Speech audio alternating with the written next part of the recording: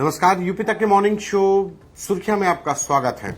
हम बताएंगे वो खबरें जिनका जानना आपके लिए है जरूरी, जो मौसम से लेकर सियासत में बढ़े पारे की भी देंगे जानकारी।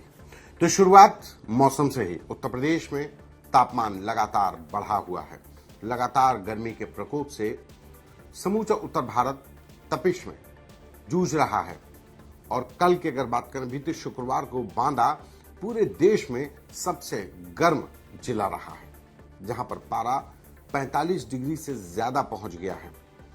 पूरा प्रदेश तपिश और लू की चपेट में। बांदा में पारा 46 डिग्री के पास पार पहुंचा। और इसके साथ ही लखनऊ स्थित मौसम विज्ञानियों ने अलर्ट भी जारी किया है जिन जिलों को लेकर के कि बांदा, चित्रकूट, कौशाम्बी, प्रयागराज से लेकर अलीगढ़, मथुरा, हाथरस, हमीरपुर, महोबा, झांसी, ललितपुर के आसपास के इलाकों में आज भीषण गर्मी और लू चलेगी। लेकिन उत्तर प्रदेश के एक दूसरे हिस्से में बूंदाबांदी के भी आसार हैं, जिसमें देवरिया, गोरखपुर, संत कबीरनगर, बस्ती, कुशीनगर, महाराजगंज, बलरामपुर, यानी कि पूर्वांचल के एक हिस्से में जो इंडो नेपाल बॉर्डर के जो इलाके हैं या जिले हैं, वहां पर बूंदाबांदी की भी आशंका है। और ये बूंदाबांदी की आशंका का ही असर है कि आज लखनऊ में भी सुबह से मौसम खुशगवार है, ठंडी हवाएं चल रही हैं। कुछ जिलों में बूंदाबांदी शुरू भी हो गई है।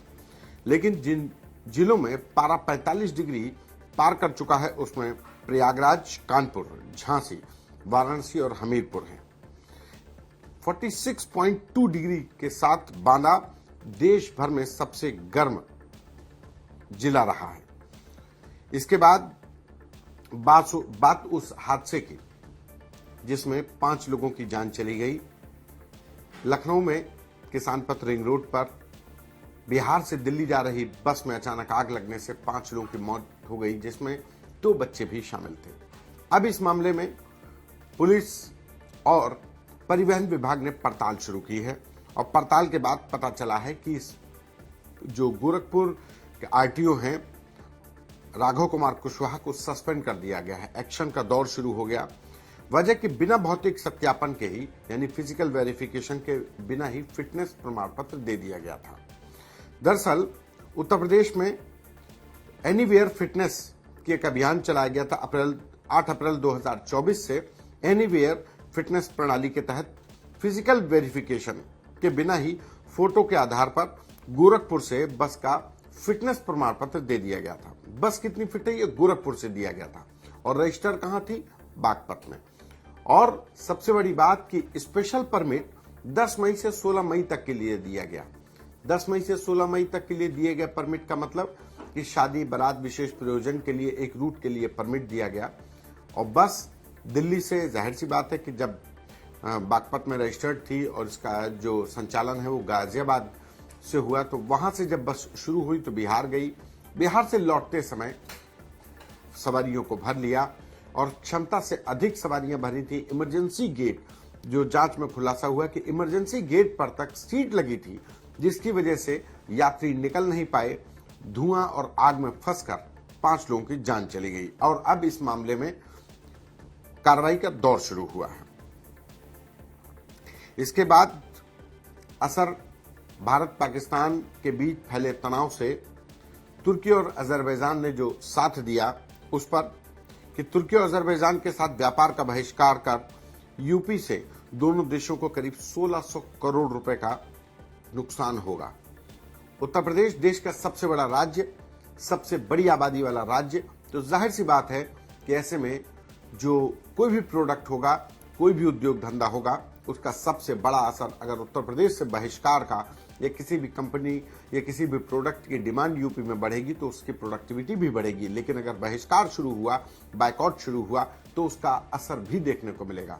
और अब तुर्की और अजरबैजान ने जिस तरीके से भारत पाक के बीच फैले तनाव में खुलकर भारत के बजाय पाकिस्तान का समर्थन किया, तुर्की के दिए गए ड्रोन से निशाना बनाया गया भारत पाकिस्तान के बॉर्डर के इलाकों को, पंजाब, जम्मू कश्मीर में, तो उसके बाद से स्पष्ट तौर पर यह साफ हो गया कि कौन किसके साथ है। और अब जब कोई पाकिस्तान के साथ है तो उसके साथ उद्योग धंधा कैसे हो सकता है। इसी का नतीजा है कि अब व्यापार पर भी असर पड़ने लगा है।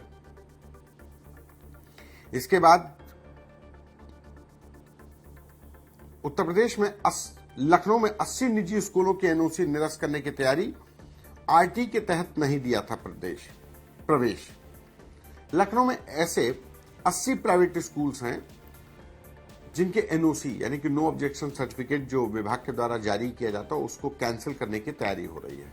वजह आरटी राइट टू एजुकेशन के तहत जो गरीब बच्चे हैं, जो निर्बल आय बीपीएल बिलो पॉवर्टी लाइन वाले बच्चे हैं, यानी कि निम्न आय वर्ग के बच्चे परिवार के, उनके बच्चों को आपको एडमिशन लेना है।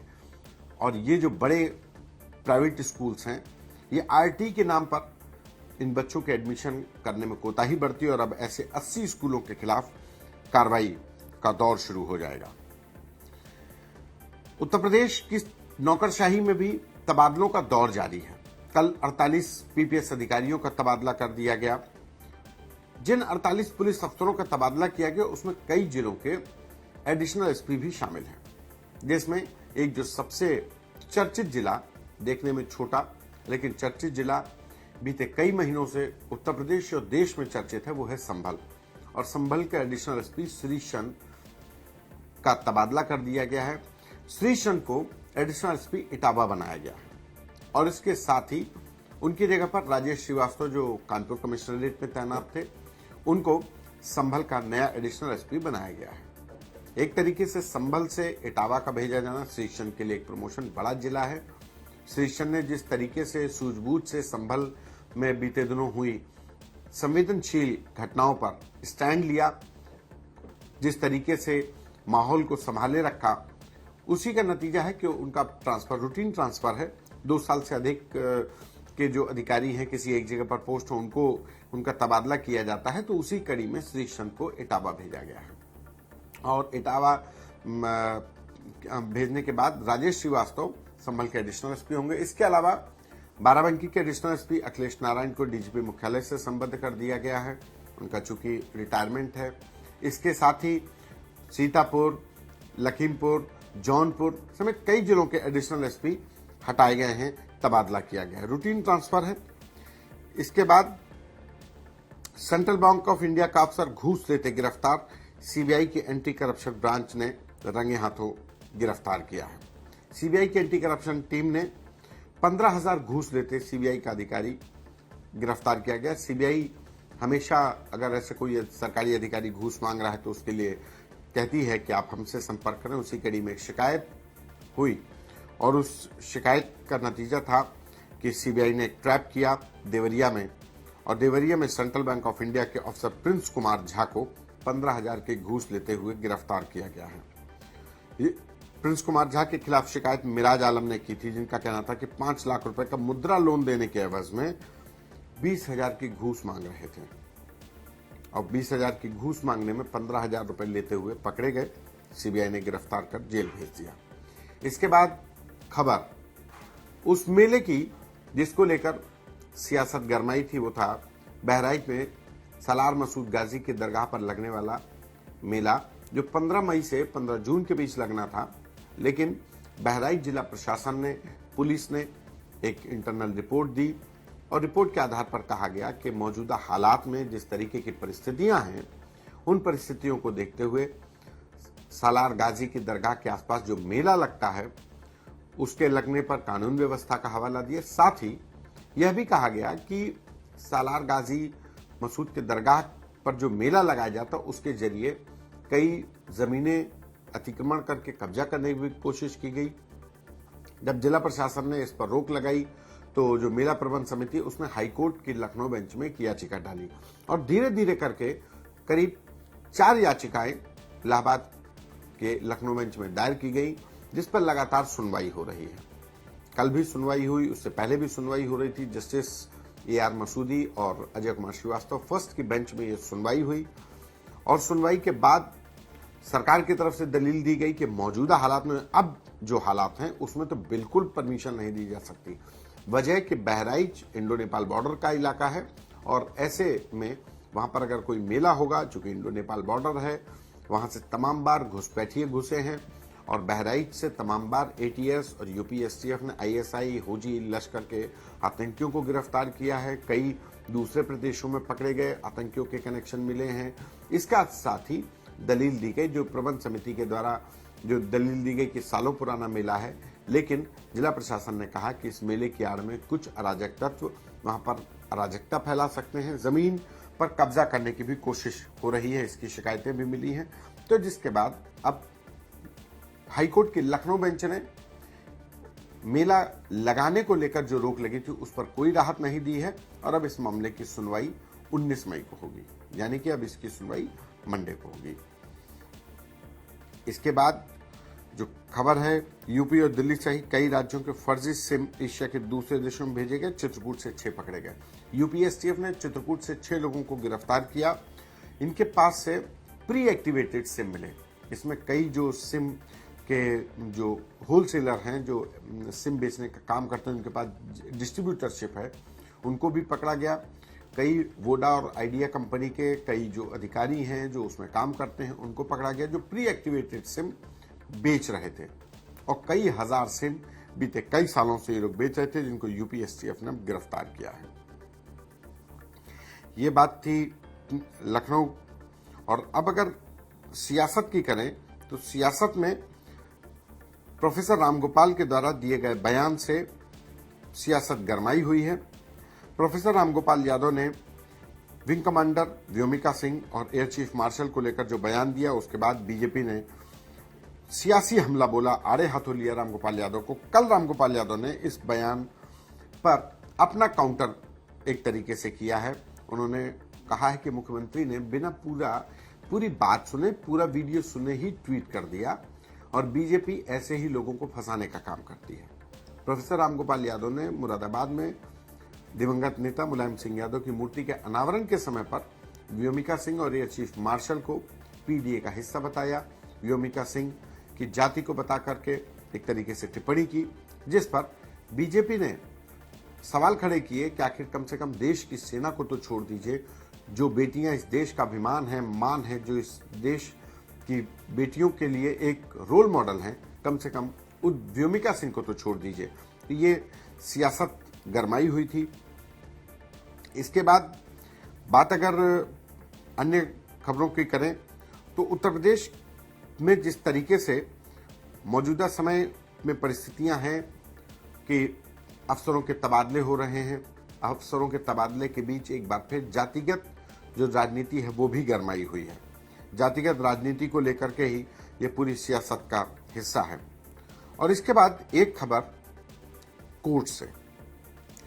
कल लखनऊ की SC/ST कोर्ट ने एक बड़ा फैसला सुनाया।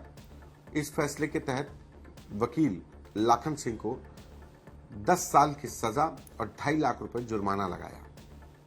और ये एक ऐसा मामला था जो अपने आप में नजीर है कि जो लोग फर्जी मुकदमे लिखा करके लोगों को जेल भिजवाते हैं, जो लोग अपने पेशे का अधिवक्ता है। लाखन सिंह अधिवक्ता रहते हुए उन्होंने अपने जिस व्यक्ति से जमीन का विवाद था उसके खिलाफ 7 मुकदमे लिखवाए और 7 मुकदमे में FIR लगा दी, यानी कि वो झूठे मुकदमे पाए गए।